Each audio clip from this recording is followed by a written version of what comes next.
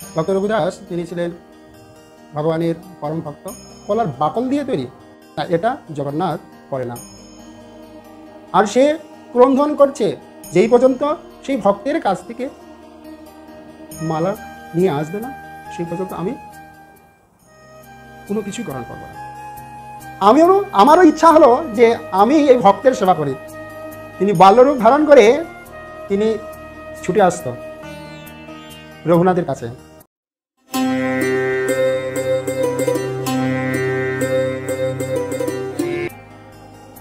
হরে Krishna. ISKCON TV Siliguri ধারাবাহিক আপনারা শ্রবণ করছেন জগন্নাথের লীলা কথা, যে জগন্নাথ স্বামী কি যায়। তো আমি আজকে ভক্ত রঘুদাস এবং তার কাহিনী আপনাদেরকে শ্রবণ করাবো। ভক্ত রঘুদাস তিনি ছিলেন ভগবানের পরম ভক্ত। রঘুদাস বিশেষ করে তিনি রাম, লক্ষ্মণ এবং সীতার ভক্ত ছিলেন। রঘুদাস তিনি জগন্নাথ মন্দিরে যেতেন দর্শন করতে জগন্নাথকে। তার একদিন মনের বাসনা হলো আমি জগন্নাথকে ফুলের মালা দেব। তিনি একদিন কী করলেন, জগন্নাথের জন্য তিনি বনে গিয়ে সুন্দর সুন্দর ফুল চয়ন করলেন। এবং তিনি ছিলেন অত্যন্ত গরিব, আর তিনি খুব ভক্তিপরায়ণ।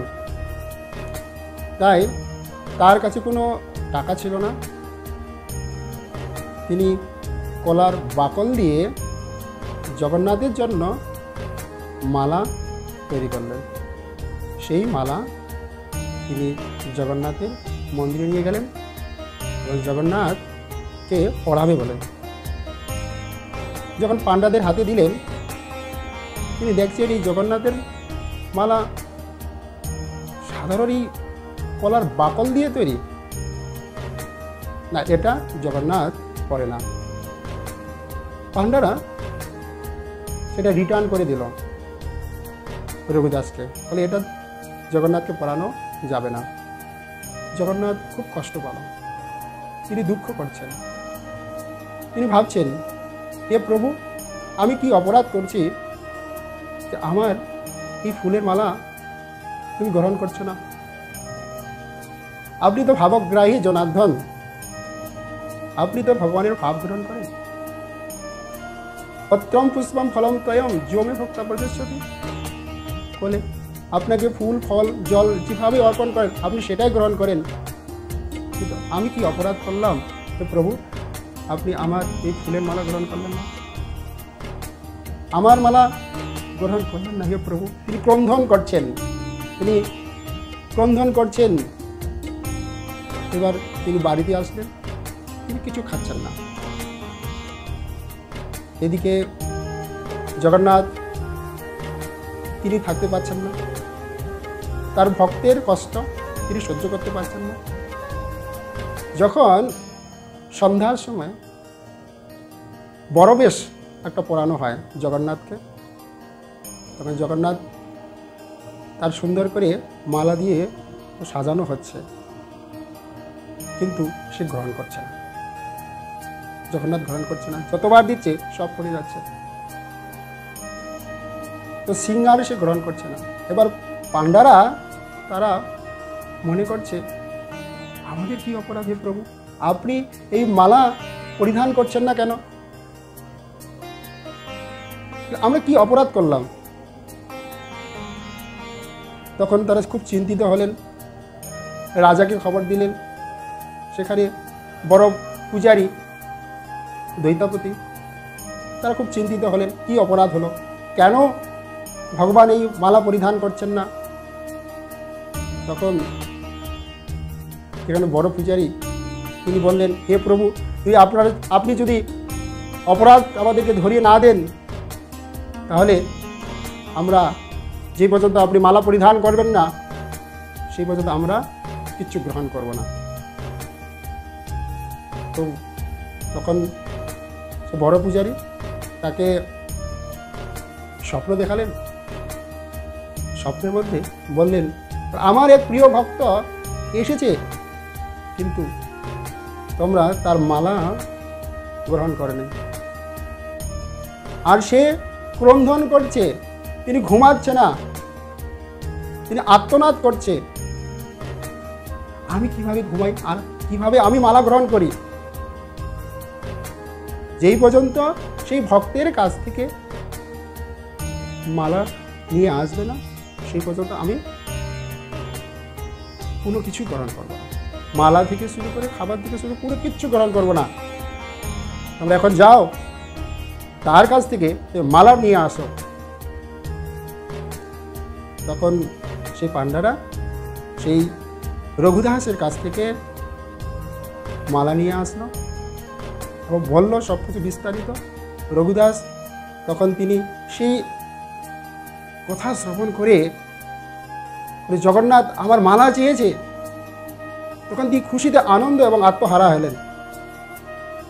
এবার তিনি জগন্নাথের জন্য সে মালা নিয়ে আসলেন এবং জগন্নাথ পরিধান করলেন। এই জগন্নাথ তিনি হচ্ছেন ভক্তবৎসল। যেভাবে ভক্ত সেবা করতে চায় সেভাবেই তিনি সেবা গ্রহণ করেন। একসময় শ্রী রঘুদাস তিনি যখন অসুস্থ হয়ে গেছিলেন, তার তো কেউ নেই, তিনি একাই থাকতেন। তিনি জ্বরে পড়ে আছেন আর পাতলা পায়খানা, তো বেশ কিছুদিন ধরে তিনি এভাবে আছেন। আর যেখানে থাকতো সেখানে দুর্গন্ধ হয়ে গেছে, মল মূত্র পুরো একাকার। জগন্নাথ তিনি এসেছিল, যখন রঘুদাস ঘুমিয়ে যেত মধ্যরাত্রে সব কিছু পরিষ্কার করে দিত, অগ্রু চন্দন পুরো সুন্দর করে গুছিয়ে দিয়ে জগন্নাথ চলে যেত। সকালে উঠে যখন দেখতো রঘুদাস এটা কি করছে, আর সুগন্ধ তিনি পাচ্ছেন, ঘরের পুরো সুগন্ধযুক্ত ফুলের সেন্ট, অগ্রুর সেন্ট, চন্দনের সেন্ট, কে করছে এটা? একদিন, 2 দিন, 3 দিন এভাবে সেবা করছে। একদিন রঘুদাস তিনি মনে করল, আমি আজকে ধরব কে এভাবে চুপি চুপি করে সেবা করে যাচ্ছে। তো সেদিন তিনি ঘুমাননি, তিনি জেগেছিলেন। ভগবান জগন্নাথ তিনি ছোট্ট বাল্য রূপ ধারণ করে সেই রঘুদাসের গৃহে এসেছেন, তিনি সেবা করা শুরু করছেন। তখন রঘুদাস তার হাত ধরে ফেলছেন, আমি ধরেছি আজকে, এবার তুমি তো আমার কাছ থেকে এড়িয়ে যেতে পারবে না। হে প্রভু, আপনি তো আজকে আপনি আমার কাছ থেকে এড়িয়ে যেতে পারবেন না, কেননা ভক্তের বন্ধনে জগন্নাথ বাধা পড়ে গেল। তখন রঘুদাস জগন্নাথকে বলছেন, হে প্রভু, আপনি এ কি করছেন? আপনি চাইলে আমাকে তো সুস্থ করতে পারেন, আপনি তো এই ব্রহ্মাণ্ডের মালিক, আপনি আমাকে কেন কষ্ট দিচ্ছেন? আপনার হাতেই তো সব কিছু নিয়ন্ত্রণ, তো আপনি আমাকে সুস্থ করে দিচ্ছেন না কেন? জগন্নাথ বলল, হে রঘুদাস, তোমার এটা পূর্ব কর্মের ফল, আর তোমাকে এই কর্মফল আমি চাচ্ছি এখানেই সমাপ্ত করতে। কেননা এখানে কর্মফল শেষ করলে তুই আমার বৈকুণ্ঠ ধাম তুই প্রাপ্ত হবেন, আমার ধাম প্রাপ্ত হবেন, যেখানে গেলে তোমাকে আর এই জড়জগতে ফিরে আসতে হবে না, এই তিতাপ কষ্ট ভোগ করতে হবে না, আমার ধামে ফিরে যাবেন। রঘুদাস তিনি বললেন, হে প্রভু, আপনি হচ্ছে এত কৃপালু, এত দয়াময়, আপনার এত করুণা, তো জগন্নাথ বললেন, আরে দেখো ভক্তরা আমাকে সেবা করে কত আনন্দ পায়, আমারও ইচ্ছা হলো যে আমি এই ভক্তের সেবা করি, এই ভক্তের সেবা করি কত আনন্দ পাওয়া যায়। তো আমি সুযোগ পেয়েছি তোমার সেবা করার। তো জগন্নাথ আর রঘুদাস তাদের যে ভাব অপ্রাকৃত, তাদের ভাব বিনিময় হলো সেখানে, এবং তাকে মুক্ত করলো। কেননা জগন্নাথ আর রঘুদাস তারা ছিলেন সেই কৃষ্ণলীলার সখা, তার বাল্য বন্ধু। কেননা এই রঘুদাস আর হচ্ছেন